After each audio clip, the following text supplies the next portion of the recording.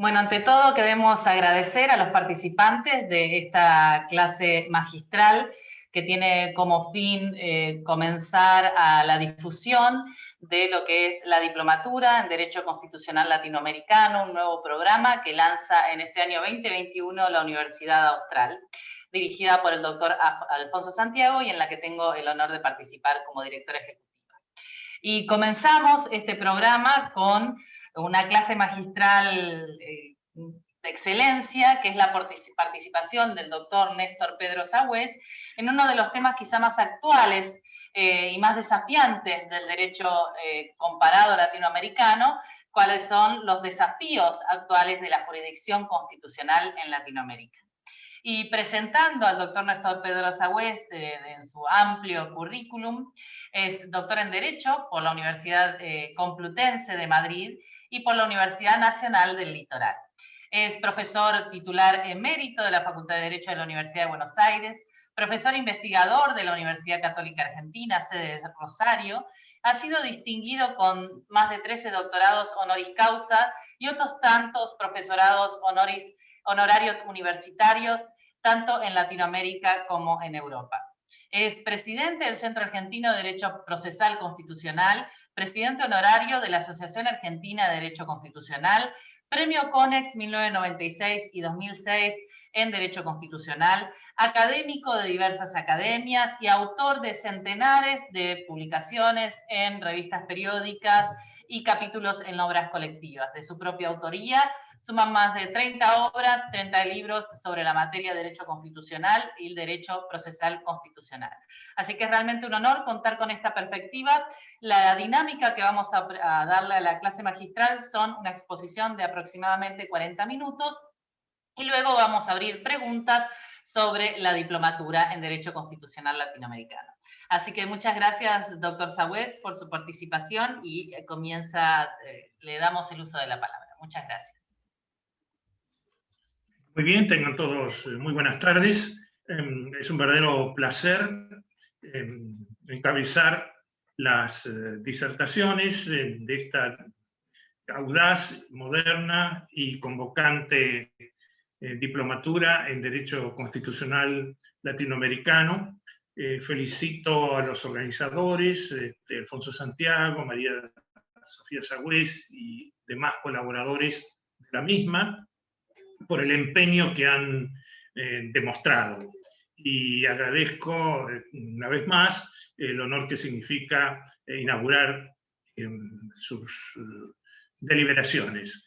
Desde ya quiero aclarar que esto no va a ser una conferencia magistral, el tiempo lo impide, más bien, y ojalá llegue a la condición de telegrama magistral, a los fines de conversar con ustedes sobre algunos aspectos de un temario que es muy amplio, de los desafíos de la jurisdicción constitucional latinoamericana en los actuales momentos. Los retos que atraviesa la judicatura constitucional en nuestro subcontinente son muchos y por lo tanto voy a realizar una selección de 3 aspectos que me llaman a mí particularmente más la atención, pero cuidado, con la advertencia que hay otros de igual o para algunos superior relevancia.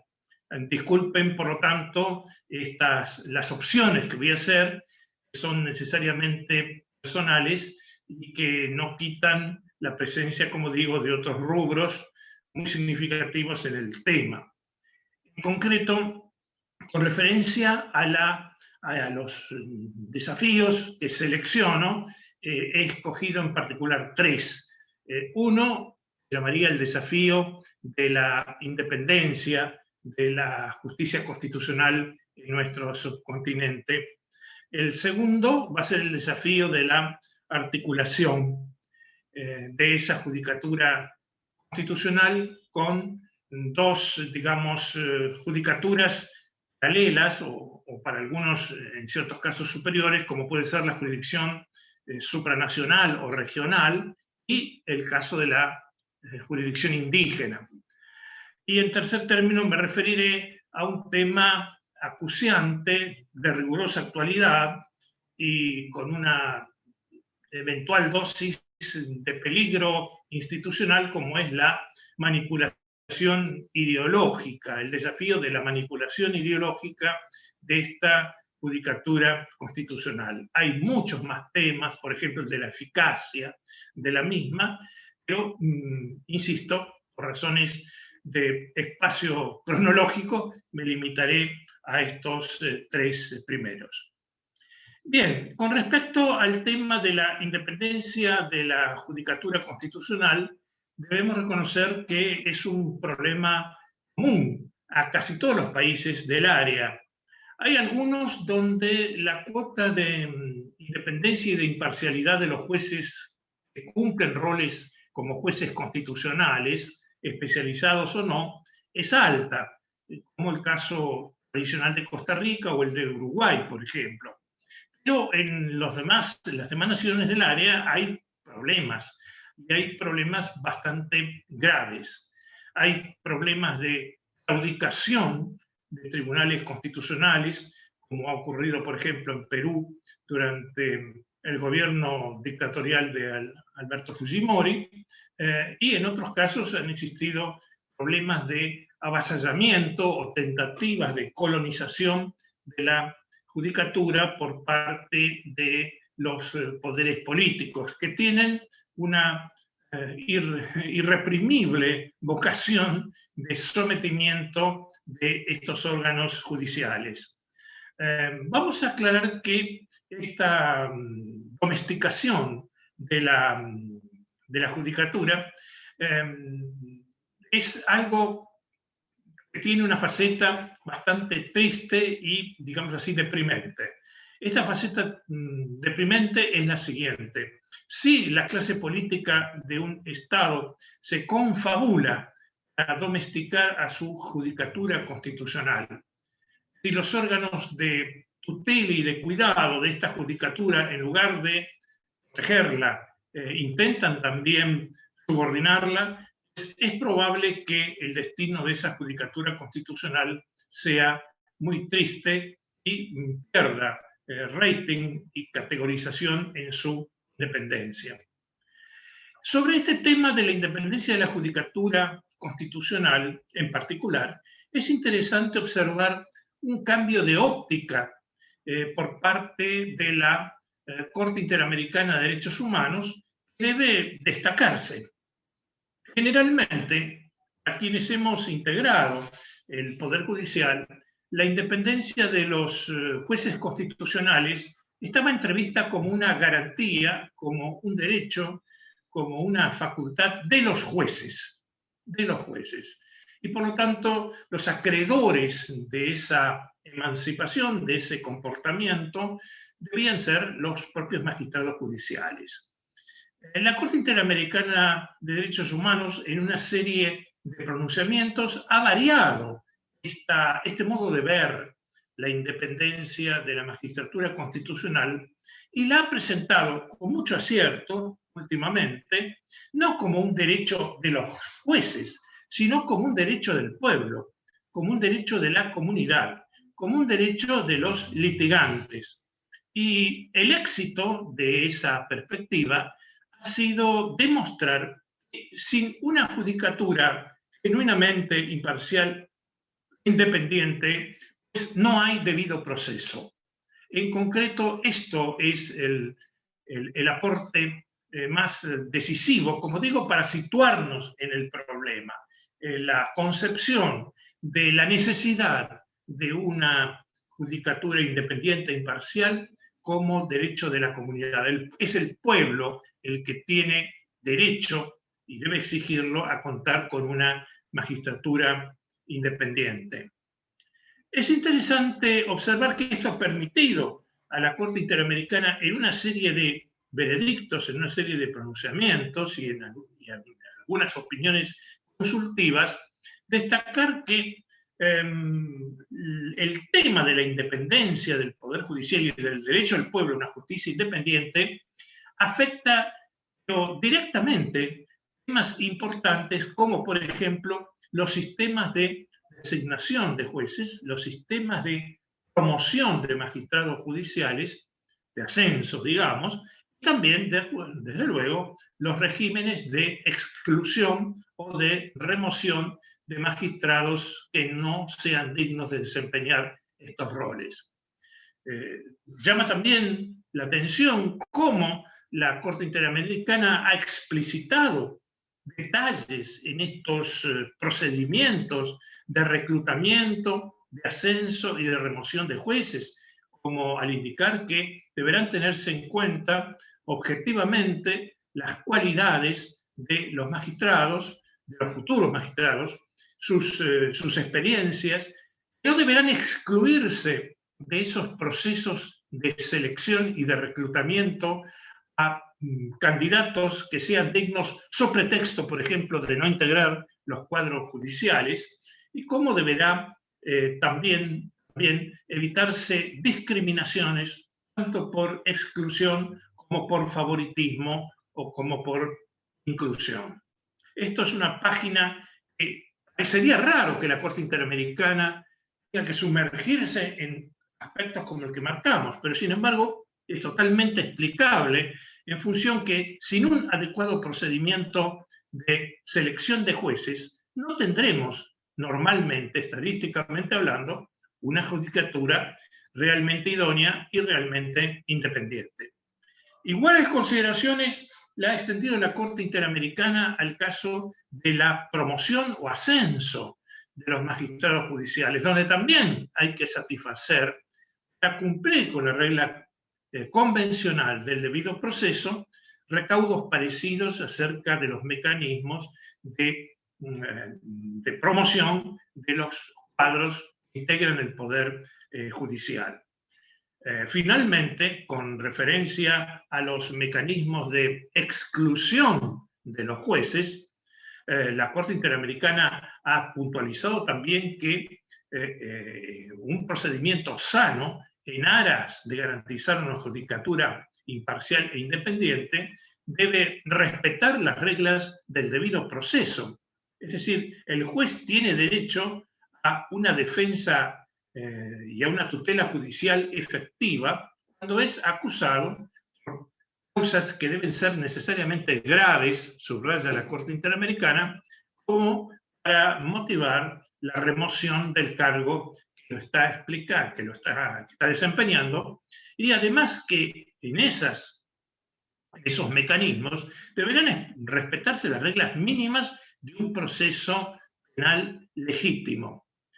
Sabemos que en el caso del Tribunal Constitucional del Perú, la Corte Interamericana entró a evaluar no solamente aspectos formales de la remoción de 3 magistrados de aquel Tribunal Constitucional que a la postre fueron reincorporados por decisión de la Corte Interamericana de Derechos Humanos, sino que también entró a meritar si el Congreso del Perú había actuado razonablemente en ese trámite de remoción y en la evaluación de las causales de remoción y en el respeto de los excluidos a gozar de todas las garantías básicas del artículo 8 del Pacto de San José de Costa Rica. Es decir, la Corte Interamericana subrayó asimismo que la meritación de la razonabilidad de la exclusión no era una cuestión política no justiciable, sino que era también justiciable de acuerdo a pautas genéricas contempladas, como digo, en el Pacto de San José respecto a cualquier proceso convencional a tramitarse en los países del área. Desearía culminar esta reflexión para pasar a las otras dos en el tema que estamos arribando, destacando que la Corte Interamericana se ha detenido también en la Barbera, por ejemplo, en una cuestión muy frecuente en nuestros medios latinoamericanos, como es la de las críticas de funcionarios públicos, incluyendo jefes de Estado, ministros y altas dignidades del país, en torno a la gestión de los magistrados judiciales. Y cito, leeré nada más que 3 renglones de la Corte Interamericana cuando puntualiza, como digo en Apis Barbera, que las autoridades, especialmente las más altas del gobierno, deben ser particularmente cuidadosas en orden a que sus declaraciones públicas no constituyan una forma de injerencia o de presión lesiva de la independencia judicial o que puedan inducir o sugerir acciones por parte de otras autoridades que vulneren la independencia o afecten la libertad del juzgador. Esta reflexión viene a medida de episodios, no por cierto reconfortantes, que vemos cotidianamente en algunos escenarios latinoamericanos, donde autoridades, generalmente del Poder Ejecutivo, se solazan en denigrar a magistrados judiciales y a sugerir respuestas por parte de estos que deberían adoptar en actos que importan una verdadera presión sobre el desempeño de su ministerio jurisdiccional. Bien, voy a pasar a la segundo desafío, el segundo reto que he seleccionado para esto, y es el tema del desafío o del reto de la articulación. Es decir, tenemos naturalmente la judicatura constitucional. En Latinoamérica es bastante heterogénea, en el sentido que tenemos sistemas difusos de control de constitucionalidad, sistemas concentrados en el Poder Judicial, al estilo, por ejemplo, de Uruguay, de Panamá, por ejemplo. Tenemos sistemas propios de un tribunal constitucional fuera de la órbita del Poder Judicial, como puede ser el Perú, tribunales constitucionales que están, o cortes constitucionales, dentro de la rama judicial, como es el caso de Colombia.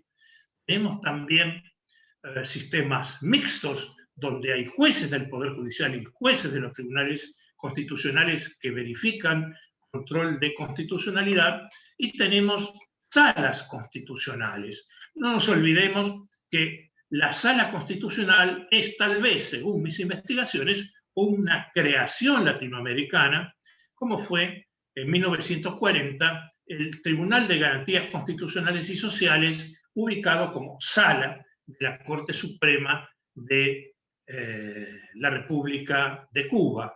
Se han cumplido 80 años recientemente de ese acontecimiento. Bien, hoy en día estos tribunales, cortes constitucionales o salas constitucionales no desempeñan su rol en el vacío, sino que se conectan con dos, digamos así, cuerpos diferentes, de naturaleza muy distinta, pero con los que debe mantener una adecuada, no siempre fácil ni simple de concretar, articulación. Uno de ellos, sabemos, es la conexión de las Cortes Constitucionales, Cortes Supremas que realizan trabajos constitucionales, con la Corte Interamericana de Derechos Humanos, lo que da lugar, desde luego, a un escenario complejo, apasionante, controvertido también, como es el control de convencionalidad en manifestaciones muy diversas, como las que hoy hay, porque una cosa es el control de convencionalidad habiendo cosa juzgada contra un Estado o mediando solamente cosa interpretada que debe ser seguida por los tribunales locales, y también teniendo en cuenta que ese control de convencionalidad puede ser represivo o de inaplicación de normas locales, pero también puede ser constructivo, en el sentido de remozar, reciclar la interpretación del derecho interno, incluyendo el constitucional, conforme a las pautas que diseña, por ejemplo, la Corte Interamericana de Derechos Humanos. Todo esto obliga, en el punto al que nos estamos refiriendo, obliga a revisar conceptos tradicionales, como los de supremacía constitucional, como la condición de supremas de las Cortes Supremas, o Cortes Constitucionales, o salas constitucionales de los distintos países adscritos al sistema interamericano. en realidad podríamos decir que se trata de un ajuste de conceptos obligado para lograr soluciones armónicas de convivencia. Evidentemente, la Constitución sigue siendo suprema y una Corte Suprema sigue siendo suprema en lo que hace a su orden interno, o como diría el derecho medieval, in suo ordine. En el ámbito del derecho internacional de los derechos humanos, la última palabra es probable que no la tenga la Corte Suprema local o la Corte Constitucional local, sino el órgano custodio del derecho internacional de los derechos humanos regional, en nuestro caso, la Corte Interamericana. Esto obliga a repensar esa necesaria coexistencia que requiere actitudes prudenciales por parte de los dos sujetos en juego. Por parte de los tribunales nacionales, un ánimo de seguimiento de la jurisprudencia y de la doctrina de la Corte Interamericana. Pero por parte de la Corte Interamericana también esto demanda una actitud de comprensión de las realidades locales, para lo cual una correcta instrumentación del margen de apreciación nacional puede ser una buena fórmula de cohabitación y una buena forma también de armonización de situaciones, puesto que no siempre un mismo derecho podrá ser exactamente vivido en escenarios distintos, no en lo que hace al núcleo esencial del derecho, desde luego, pero sí a ciertas manifestaciones periféricas que pueda tener un derecho en juego. Cosa que está aludida también por el Pacto de San José de Costa Rica, por ejemplo, al referirse a la libertad de asociación, por ejemplo, al referirse a la libertad religiosa, cuando habla de la adecuación del derecho al orden público, a la moral y al orden social existente en los diferentes estados. Esto obliga a una verdadera práctica o ejercicio de arte de la convivencia entre los ordenamientos nacionales y el ordenamiento regional e internacional en juego. Se trata algunas veces de modular la Convención Americana de Derechos Humanos en aras de encontrar respuestas que pueden no ser exactamente iguales en un estado en otro, pero respetando, insisto, eso sí, el núcleo esencial común del derecho en juego. En los últimos tiempos, en el escenario latinoamericano también ha aparecido otro frente de articulación y de convivencia, es el de la judicatura constitucional oficial, llamémoslo así, y la jurisdicción indígena. Es decir, reconozcamos que tanto a través de convenios de la Organización Internacional del Trabajo como declaraciones de la Asamblea de la Organización de Naciones Unidas, hoy ya puede hablarse de dos derechos propios de los pueblos originarios, como son el derecho a su propio derecho y el derecho a su propia jurisdicción. Temas que importan un verdadero desafío porque involucran la destrucción de la unidad normativa del Estado.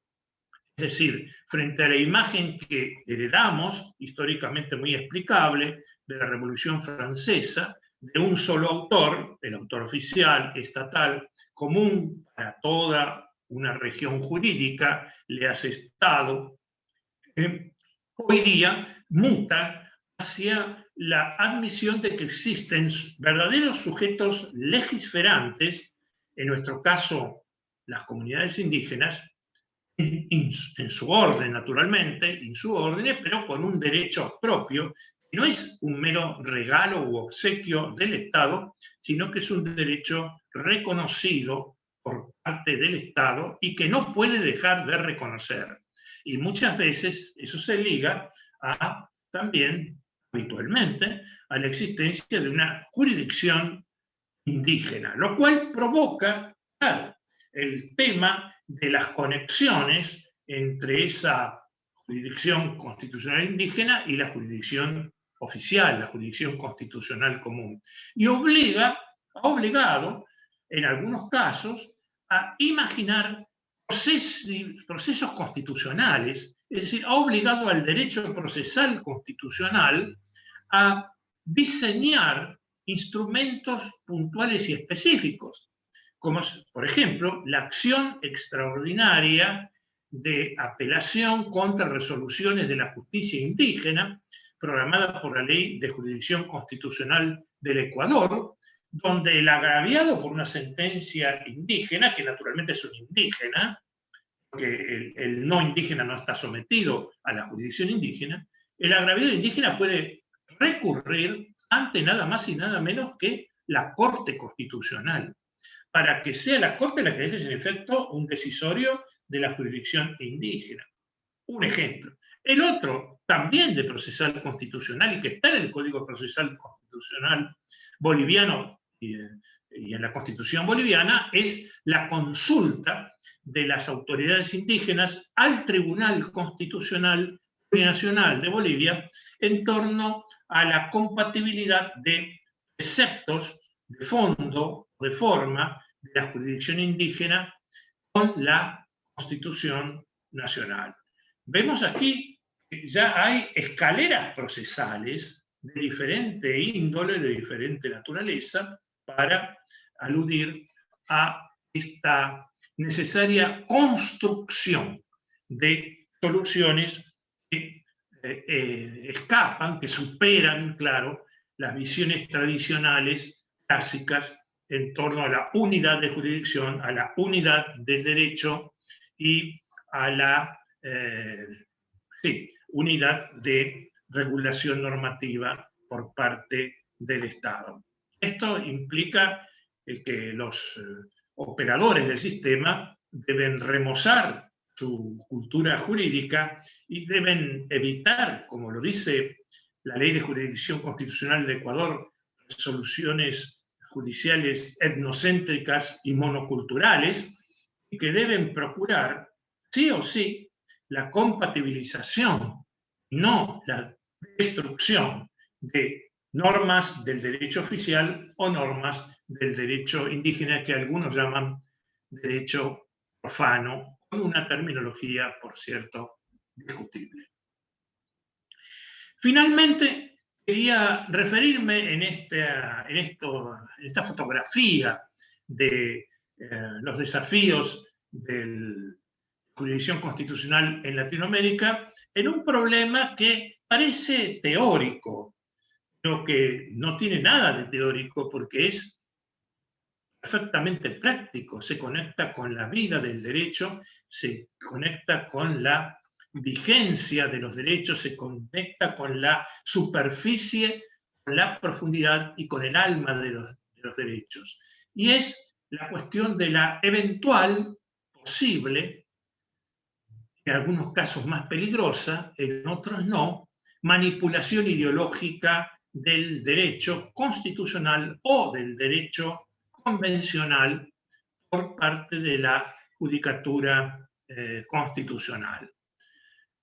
No podemos dejar de desconocer que en este momento existen frentes de batalla en diferentes países entre posiciones ideológicas más o menos conservadoras, más o menos estáticas, más o menos originalistas, y por otro lado otras evolutivas, llamadas también hiperevolutivas o progresistas, vinculadas con ideas como muy significativas y en algunos casos muy útiles, como la doctrina de la Constitución viviente o la doctrina de la Convención viviente, que es doctrina oficial de la Corte Interamericana de Derechos Humanos en la contemplación de toda la Convención Americana de Derechos Humanos. Es decir, la Corte pregona que la Convención es un ser viviente, debe adaptarse al correr de los tiempos y a las circunstancias cambiantes de vida. Y esto puede provocar, en ciertos casos, en ciertas situaciones, conflictos ideológicos graves. Por ejemplo, la opinión consultiva 24 del 2017 de la Corte Interamericana de Derechos Humanos, con referencia al tema del matrimonio igualitario, sin perjuicio de admitir esta figura y de requerir que los estados deben instrumentarla, sostiene dos afirmaciones que realmente pueden dar lugar a una preocupación. Una de esas afirmaciones en concreto es o gira en que el concepto de familia no tiene hoy codificación ni cuantificación. Es una tesis que, claro, licúa, por no decir evapora, el concepto de familia, porque la idea de familia pasa a ser simplemente la de unión de dos, o vamos a ver, más personas, con el simple hecho de que esa relación implique compartir un proyecto de vida, sin indicar el contenido de ese proyecto de vida. Lo cual puede dar lugar, claro, a infinitas, no múltiples, infinitas hipótesis de familias. Y se complica el asunto con algo que la opinión consultiva no tenía por qué abordar, como es el número de los integrantes de la familia. La Corte Interamericana pregona en una palabra que una familia o un matrimonio puede ser plural, lo que da lugar a la hipótesis del matrimonio poligámico o de matrimonio centrado en torno a la figura de una mujer y de varios hombres, es decir, no al poligámico patriarcal tradicional, sino también a un fenómeno poligámico matriarcal, como es el caso que la propia Corte Interamericana menciona de la familia Saramaka en Surinam, que ya lo había dicho en el caso Aloe-Toe, es una familia integrada por una pluralidad de sujetos, pero cuyo tronco es no el hombre, sino la mujer. Las que rotan en este medio familiar son, o los que rotan son los varones. La familia Saramaka es una familia no indígena, de origen indígena, sino formada por antiguos esclavos, negros naturalmente, fugados de las plantaciones holandesas, que terminaban refugiándose en la selva y viviendo, por razones de supervivencia inexplicables, como las tribus indígenas, y que adoptan esa particular estructura. Para la Corte Interamericana eso es también una fórmula de familia, lo cual podría dar lugar, como digo, a la admisión del matrimonio poligámico y poliándrico, cosa que no estaba en debate en la opinión consultiva que fue sometida por Costa Rica a consideración de la Corte Interamericana de Derechos Humanos. Esto nos puede llevar a un desdibujamiento de la idea de familia y más aún a la implantación de una solución, como dice, como asume la Corte Interamericana, no consentida ni querida por la mayoría de los estados del área latinoamericana, ni tampoco por los pueblos, en su mayoría, de Latinoamérica. Es decir, la Corte Interamericana, no obstante invocar la doctrina de la Convención Viviente, que en general la Constitución Viviente es una doctrina subordinada a las creencias y valoraciones sociales imperantes. La Convención Viviente también tendría que hacerlo, pero en este caso no es así. La solución se impone, pese a que implica reconocer a la Corte hasta ese momento una suerte de rechazo por parte de, insisto, la mayoría de los pueblos del área latinoamericana. Y en un caso sumamente curioso, al ordenar que se implemente un tipo de matrimonio igualitario, como vemos, bastante amplio, la Corte Interamericana admite que su opinión consultiva no sea obedecida, no sea seguida, y prevé un incumplimiento por parte de la mayoría de los estados del área, y asimismo contempla un periodo transicional, digamos así, de no escuchar, de apartamiento a su opinión consultiva, donde, según la Corte Interamericana, no se va a implementar el matrimonio igualitario, muchos estados no lo van a implementar, pero de todas maneras reclama que no se impongan durante ese periodo de transición decisiones discriminatorias, estigmatizantes contra las parejas del mismo género. Alternativa, desde luego, muy comprensible desde el punto de vista de la dignidad humana.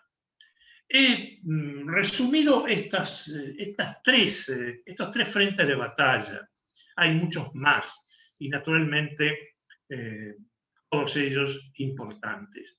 El tiempo me ha obligado a seleccionar estos episodios. Quedo a disposición de ustedes por un espacio breve de preguntas y naturalmente esto puede dar lugar a unas futuras clases o conversaciones con mayor detalle, por tanto la importancia como el interés, la atracción que tienen cualquiera de los puntos que he tenido la oportunidad, gracias a la bondad de ustedes, de presentar aquí.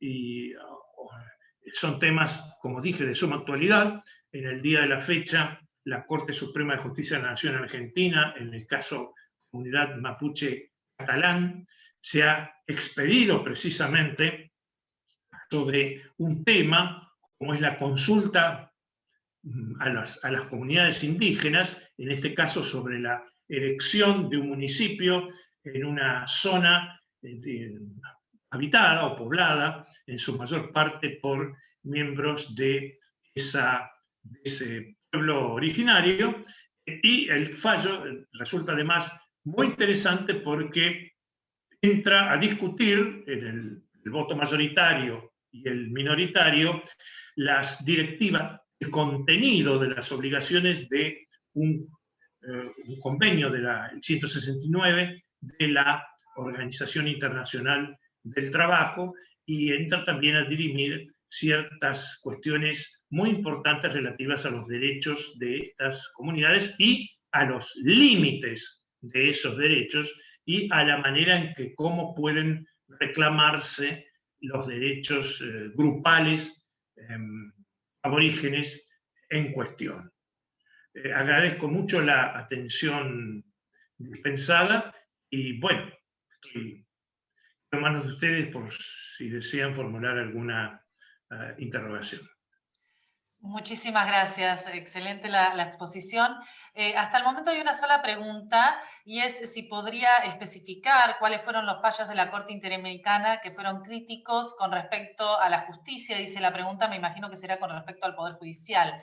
Fue una pregunta que se formuló en la primera parte de la conferencia. Sí, bueno, tenemos el caso Apitz, A-P-I-T-Z, Apitz Barbera contra Venezuela. Tenemos el caso Raverán Trujillo, tenemos el caso Usón Ramírez, entre otros. Y también Ibsen Cárdenas, es otra sentencia. Hay varios, pero selecciono estos cuatro, muchos de ellos referidos a la triste experiencia de Venezuela, y que se maneja en la práctica con una magistratura transitoria, subrogante, provisoria, cosa que también la Corte Interamericana ha destacado que el nombramiento de jueces de esa índole no priva de conferirles garantías cuando desempeñan su mandato, pero aclaran que no es lo mejor para un Estado, sino que debe ser algo excepcional, esos nombramientos de tipo transitorio, claro, porque esos magistrados dependen de su continuidad, de su confirmación o no confirmación. He tenido la oportunidad de conversar anteriormente con el problema del Perú, de magistrados que me decían con toda franqueza que si ellos expedían tal sentencia, no serían confirmados en el cargo. Esto era inexorable. Esto nos mostraba la endeblez de las magistraturas transitorias o no permanentes y su, digamos así, poca compatibilidad con las reglas del derecho al debido proceso que tiene todo litigante. Muchísimas gracias. Quedan 3 minutos, hay 2 preguntas más. Si les parece, le puedo leer las 2 para que pueda hacer después un cierre en un minutito, un minuto y medio. Una pregunta sería, ¿estaríamos volviendo a un régimen jurídico como el indiano, en el que la aplicación del derecho depende del estatus jurídico que lo rige, del estatuto jurídico que lo rige? La otra pregunta es si los desafíos hacia una independencia jurisdiccional constitucional, la crítica a los magistrados que señaló, dimensiona un efecto inhibidor o robustece la crítica. A ver, la crítica a los magistrados, dimensiona un efecto inhibidor o robustece la crítica. Muchas gracias. Y hay otra pregunta más. ¿Cuál sería la validez del Código Civil y Comercial cuando establece doble vínculo filial en relación a la opinión consultiva? El Código Civil y Comercial establece doble vínculo filial. Bueno, vamos, las 3 preguntas se me pueden mezclar. Me detengo en la número 2, la referente a la crítica. Críticas a los veredictos judiciales, mientras sean respetuosas, son un resultado obligado de la libertad de expresión. El tema es, y sí, alguien que ha criticado muchísimo decisiones judiciales a través de los libros, soy un protagonista, soy un crítico, digamos, profesional. Es decir, que si yo no pudiera criticar las resoluciones judiciales, es probable que sería un fracaso como autor.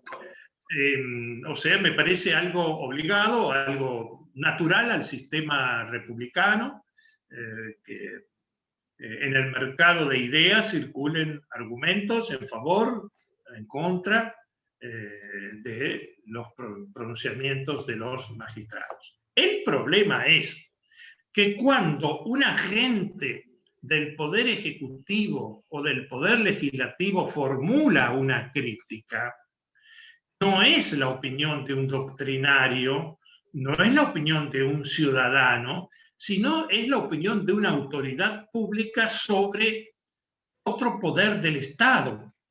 Y la regla de la no interferencia de las autoridades públicas en los procedimientos judiciales, a más de estar en la Constitución, es una regla de oro en materia de división de los poderes.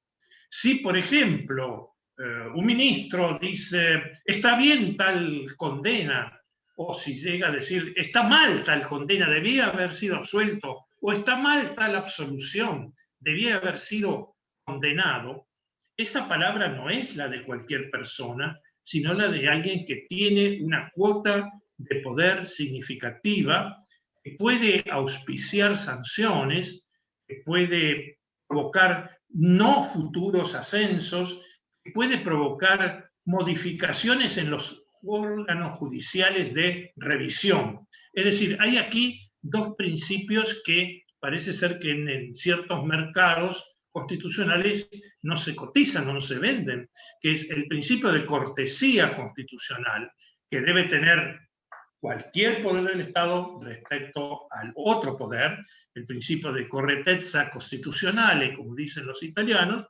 y por otro lado, el principio de imparcialidad que debe guarecerse y respetar, no solamente por el juez, sino también por el agente del Poder Ejecutivo o por el agente del Poder Legislativo. Toda influencia destinada, por ejemplo, a modificar en el ámbito penal o civil un veredicto de parte de un sujeto que no es parte en el mismo, implica, como digo, un acto constitucionalmente anómalo. La primera pregunta, ¿me la puede repetir? Porque no entendí si volveríamos al principio de... Si se volvería a, como si fuese el derecho indiano, donde la aplicación del derecho va a depender del estatuto que lo rige. Ahí hay otras preguntas que tienen que ver con el derecho a la recuperación de tierras indígenas y control de convencionalidad. Me temo que por el tiempo no sé si se llega a toda la exposición, porque son justamente temas que forman parte de capítulos enteros o núcleos conceptuales enteros que se dedican en la maestría. Claro. De todas maneras, diría que lo especifica el profesor Clavero de España, esta meditación, esta cotización del derecho indígena y de la jurisdicción indígena implica una modificación, por no decir una destrucción, del Estado jacobino implantado durante la Revolución Francesa. El Estado jacobino pretende que haya una sola Francia, donde los ciudadanos franceses gocen exactamente los mismos derechos, vivan en Estrasburgo, París o Burdeos, y que tengan la misma ley, léase el Código Civil como paradigma de ese elemento unificador, que sean juzgados por la misma norma, estén donde estén, en Francia naturalmente, por ese derecho francés único. Esa idea con la cual nos hemos criado y que en su momento significó un paso importante en la erección de los estados nacionales, sumado a la idea de soberanía nacional y de supremacía de la Constitución única, sufre modificaciones. Ya el régimen federal implica que los derechos no sean ejercidos exactamente del mismo modo en todos los lugares de la federación. Por ejemplo, en torno a los plazos para interponer una demanda, de cómo promoverla, de ante qué tribunales. Esas son implementaciones procedimentales y de la estructura orgánica del Poder Judicial que en el federalismo consentimos que la manera de plantear un amparo en La Rioja pueda no ser lo mismo que en la provincia de Santa Fe, por ejemplo, y que el trámite del derecho de réplica pueda ser en una provincia vía amparo y en otra por vía de un procedimiento sui generis, por ejemplo. Y eso no es anómalo, sino que nos muestra tal vez lo que, en términos muy figurados, vendría a ser una suerte de retorno a una especie de feudalismo. Es decir, la observación es cierta. Esto implica un cambio. Salimos del Estado jacobino. Salimos del Estado jacobino. Ahora bien, esto tiene sus pros y sus contras. Generalmente este multiculturalismo en el ámbito de lo judicial no es un producto de la casualidad o no se hace por hobby ni por deporte. Se hace por imposición de las circunstancias, léase el caso de Ecuador, léase el caso de Bolivia, por ejemplo, con una fuertísima presencia indígena, y en nuestro país también no podemos ignorar que importantes sectores de nuestro territorio nacional tienen su ambientación racial, idiomática, cultural, religiosa, cósmica, distinta a la de otros. Y esto es un precio que se paga en aras de, digamos, satisfacer requerimientos de justicia o de respeto a esas comunidades. En lo que puede haber exageraciones, sí. En lo que puede haber hasta actos ilícitos que deben ser sancionados, también. Pero es asumir una realidad en base a comunidades que deben ser respetadas en principio en su ethos, en su concepción, en su cosmología. Algo que, insisto, no estamos entrenados porque nos hemos educado en una formación, como digo, jacobina del derecho y del Estado. Muy adelantada en su momento, pero que hoy está sufriendo correcciones. Bueno, la tercera pregunta no la... Me temo que ya por razones de tiempo no se puede avanzar porque son las 17:51. El doctor Sagüez tiene una conferencia planeada para las 18 horas, que dura 3 horas y larga, así que le agradecemos su presencia. Igualmente todas las preguntas van a encontrar respuesta en el dictado de la diplomatura. Así que ahora voy a explicar un poquito esas cuestiones. Le despedimos al doctor Sagüez, le agradecemos muchísimo la disposición tanto para esta clase magistral como por la profundidad de análisis de cada una de los temas planteados, y esperamos verlo nuevamente en la diplomatura, donde tiene una presencia casi transversal, porque está en varios módulos, en varios temas, en las disertaciones del doctor Sagüez interviniendo. Bueno, muchísimas gracias.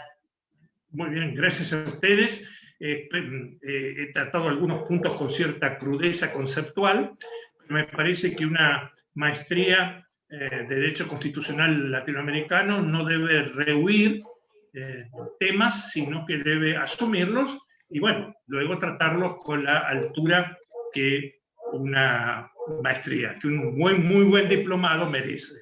Muy buenas tardes, entonces. Ha sido Muchísimas gracias. Específicamente sobre control de convencionalidad, en la diplomatura vamos a tener un módulo específico de control de convencionalidad donde también participa el doctor Sagüez, así como la cuestión, el desafío del paradigma constitucional, de la diversidad cultural, que va a ser tratada específicamente por un profesor boliviano que va a analizar el tema. Ustedes saben que la Constitución boliviana ha sido una de las más avanzadas en tema de un Estado, la constitución de un Estado plurinacional. Entonces vamos a tener justamente la temática de la diversidad cultural como paradigma constitucional tratado en el marco de la maestría por el profesor, ahora les digo el nombre,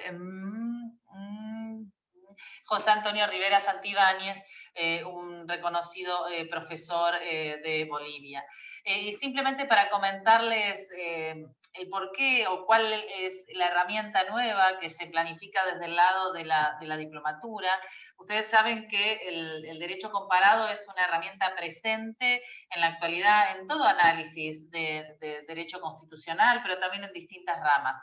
Y es una herramienta que presenta hoy una utilidad muy marcada, ya que como surge de la disertación reciente, la mayoría de las problemáticas que enfrentan los sistemas constitucionales latinoamericanos son problemáticas compartidas. El doctor Sagüez habló de los desafíos de la jurisdicción constitucional, su interacción con el orden convencional, pero también podemos hablar, por ejemplo, de la problemática de la eficiencia del derecho, de la efectiva instrumentación, concretización de los derechos constitucionales, la problemática de los precedentes, de los tribunales y su interacción, también el delicado sistema de frenos y contrapesos, las tensiones que presentan los sistemas de división de poderes, muchas veces fracasos de los mecanismos constitucionales de control de esa división, la reglamentación de emergencia, la falta de eficacia de algunos procesos constitucionales tendientes a la protección judicial. Todos estos son aspectos que son problemas que son compartidos en la realidad latinoamericana e iberoamericana, y ante esto las respuestas de los distintos sistemas constitucionales presentan en muchos casos propuestas superadoras. Propuestas superadoras que son citadas por la jurisprudencia, que son citadas por los investigadores, pero que no son siempre, en la mayoría de las veces, analizadas de una manera técnica. Por eso esta diplomatura pretendía diseñar un programa de estudios que le dé herramientas técnicas, ya sea a los abogados, a los investigadores y también a los jueces, para contar con nuevas herramientas, nuevas habilidades que les permitan superar estos conflictos, estos desafíos que plantean en el marco del derecho constitucional. Y la matriz comparada que vamos a verla, la encontramos tanto temáticamente, porque fíjense que tenemos módulos destinados a la existencia o no de un derecho constitucional común, cuáles son las técnicas para aplicar derecho comparado, hasta el control de convencionalidad como herramienta superadora o no de este derecho constitucional común latinoamericano, para después analizar cada temática específica: poder ejecutivo, poder legislativo, división de poderes, rol de la jurisdicción constitucional, derechos civiles y políticos, derechos sociales, económicos y culturales, derechos ambientales, diversidad cultural y jurisdicción de transición. Es decir, vamos a hacer un estudio tanto del método como de cada una de las facetas. Y a su vez, este diseño comparado está presente también en el cuerpo docente. Tenemos profesores de España, profesores de los distintos países de Latinoamérica, Perú, México, Colombia, Venezuela, Bolivia, Chile. Es decir, tenemos un diseño comparado, no solamente en el contenido de estudios, sino en la presencia tanto del cuerpo docente como lo que se procura también en la construcción de un cuerpo de alumnado también que represente esta masa crítica que nos permita superar los conflictos en clave comparada y además dotar a los asistentes de nuevas herramientas, nuevas habilidades que les permita potenciar su desarrollo profesional. Por otra parte, el elemento también novedoso de esta diplomatura es que es una diplomatura pensada para ser dictada en clave virtual. Cursos cortos, clases cortas, en un horario compatible para los distintos usos horarios de Latinoamérica, que permita captar la atención sin que se llegue a este desgaste de algunos casos donde uno pretende abarcar una carga horaria muy amplia, pero que a través de la virtualidad genera fuertes desafíos. Ha sido poco el tiempo que tenemos para explicarles, pero bueno, estoy a su disposición. Le he dado mi mail personal a cualquiera que tenga interés y de hecho cuenten con ello. Me pueden escribir directamente, tanto a la doctora María José Acevedo, que es quien está en contestación directa con ustedes, como personalmente a mí, si les interesa conversar sobre las ventajas y las disposiciones de esta maestría. No sé si hay alguna pregunta en particular sobre la maestría.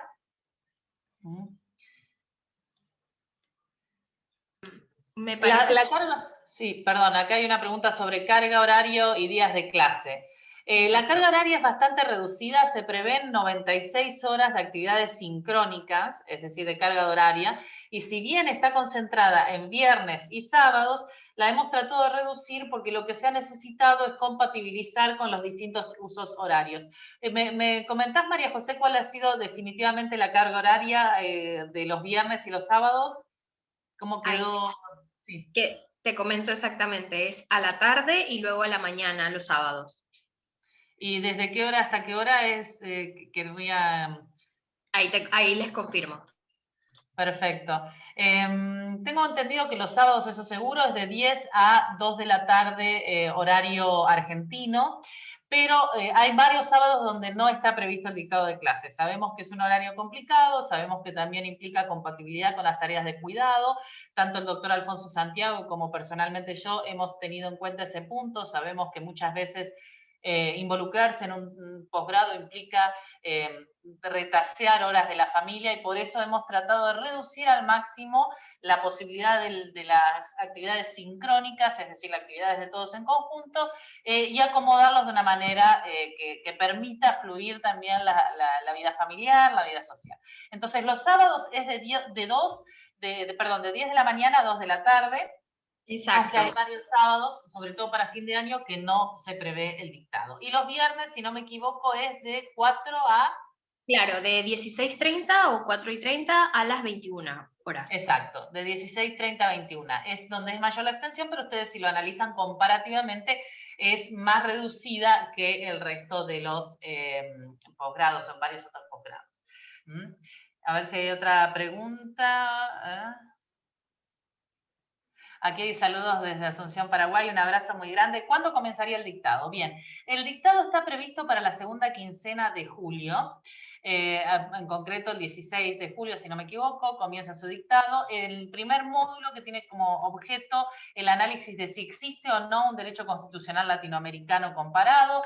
Fíjense que en ese módulo van a venir a participar grandes expositores como el doctor Diego Valadez, que es una referente del derecho constitucional mexicano, referente de la Universidad Nacional de México, que es sin duda una de las universidades más prestigiosas, si no la más, de Latinoamérica, y él es de la escuela de Fixamudio, que es una escuela de Carpizo también, que ha trabajado, son los líderes en torno al tema de la existencia o no de un derecho común constitucional latinoamericano. También participa el doctor Alfonso Santiago, que ha escrito un libro específicamente sobre el tema del margen de apreciación nacional en la construcción de este derecho común latinoamericano. La autora María Angélica Gelli, una expositora, profesora excelente, especialista en la temática, que también ha publicado sobre el punto. Y luego viene el módulo siguiente sobre herramientas de derecho comparado, que ese es el plus, que esa es la habilidad original y distinta que brinda esta diplomatura. Pero cualquier otra pregunta, estoy a su absoluta disposición, podemos conversar tanto a través de un Zoom como podemos también trabajar, contactarnos a nivel mail. Se prevén clases de 2 horas no más en cada tema, como para que sea dinámica, que prevea la intervención directa de los alumnos a través de preguntas, y se prevén mucho la utilización de métodos de casos. Todos los módulos prevén un submódulo de utilización de métodos de casos en clave comparada. Se pretende diseñar entonces una diplomatura ágil, eficiente, original y distinta, que les dé herramientas que permitan además posesionar a este abogado, a este investigador, a este juez, en un manejo de todas las respuestas superadoras que brinda el derecho constitucional latinoamericano, que como sabemos compartimos muchos de los problemas y tenemos mucho para aprender si miramos hacia fuera de nuestras fronteras en torno a herramientas, en torno a soluciones y también en torno a fracasos o circunstancias que generan la frustración de algunas instituciones para abrir los ojos y tener realmente un método científico en el derecho, que es un tema tan complicado para todos nosotros. Bueno, a ver si tenemos alguna otra pregunta. ¿Cómo se aprueba la diplomatura? En principio la diplomatura se cursa a través de presencial, o sea, compartiendo estas clases, y luego se realiza un coloquio con algunos docentes, 2 o 3 docentes, donde se va a analizar un tema específico que también va a tener una perspectiva comparada. Cada tema específico va a ser elegido especialmente para el alumno en particular, es decir, si es un alumno de Bolivia, de México, etcétera, vamos a buscar identificar un conflicto constitucional que tenga que ver específicamente con la aplicación de herramientas de derecho comparado a su país en concreto. Y esto va a ser un coloquio que se realiza de manera verbal con los profesores y va a realizarse a fin de año para el doctor Lotero. Bien, estoy a su disposición para cualquier otro tipo de preguntas. No sé si hay alguna aquí. Vamos a hacer otra clase magistral. Le pido mil disculpas a Ramiro Rosales Cuello, que quedó sin contestar su pregunta, un tema muy interesante. Y les agradecemos muchísimo su presentación. Estoy a su disposición. Cuando quieran contactarme, María José tiene mi mail personal si necesitan alguna mayor aclaración fuera de los aspectos administrativos que María José maneja con mayor solvencia que yo. Así que no habiendo más preguntas, le agradezco muchísimo la participación, le agradezco a María José, le agradezco a Federico el estar presentes y esperemos poder trabajar a favor de la efectiva vigencia de los textos constitucionales, del Estado del Derecho y del respeto de los derechos fundamentales en Latinoamérica a través de esta diplomatura todos juntos. Bueno, muchísimas gracias. Los esperamos.